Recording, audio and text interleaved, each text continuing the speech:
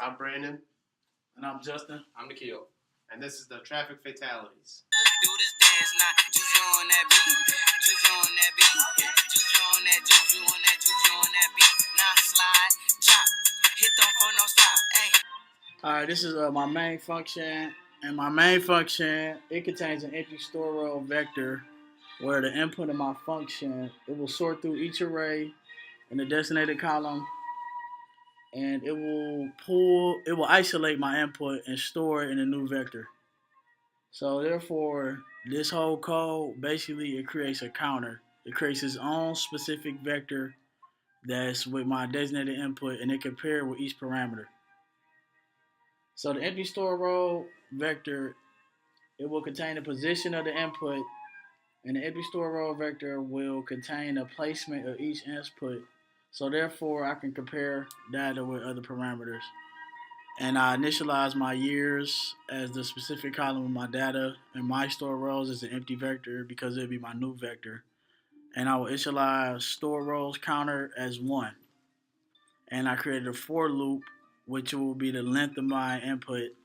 And my stored rows and store rows counter is I plus 1 because it starts off at the second header of my data.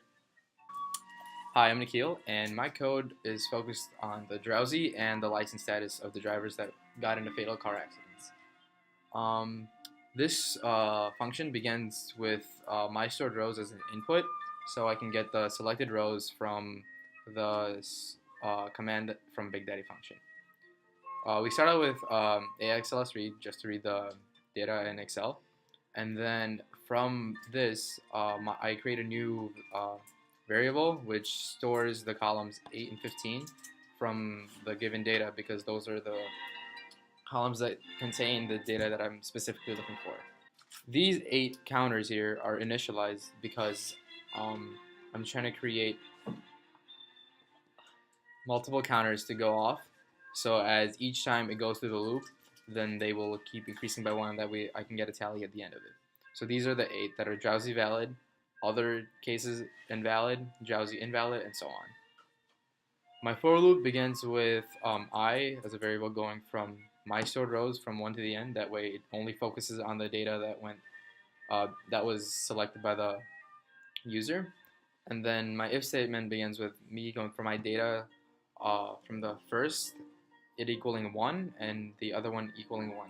And this way I'm cross-referencing all 8 possible outcomes in the data just to make sure I hit all the boundaries. And each time it goes off, the counter goes up by 1. This way I'm keeping track of all the different things that are going on in the data. And at the very end, I'm creating a bar graph with all these 8 parameters cross-referenced, these 2 parameters that are cross-referenced 8 times. And then I'm setting my axes just so you can see the description. And this is the final result. So in most of the cases of the accidents, it's drowsy and invalid, which was a surprise to me in the data. And sometimes it tends to be other cases and invalid accidents. Drowsy unknown, drowsy not applicable, and the other 2 are rarely shown in cases. This case was just for 2003. And that will be it for my code. All right, so I got 2 parameters. One is body type, and the other is speeding or no speeding. And the way I have my code set up is I got my stored rows, which goes back to the Big Daddy function, and it's reading from the Excel sheet, this Excel sheet here. I have my data set up to equal the data sheet, the Excel sheet, from column 4 and 12.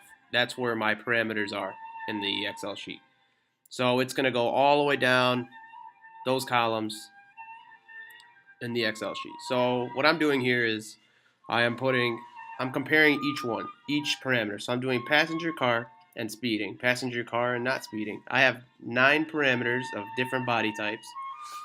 So I'll have 18 total different variables here. As you can see, as you go down, I have them all starting at 0. So when the code grabs each number, it'll start from 0 and go up from there.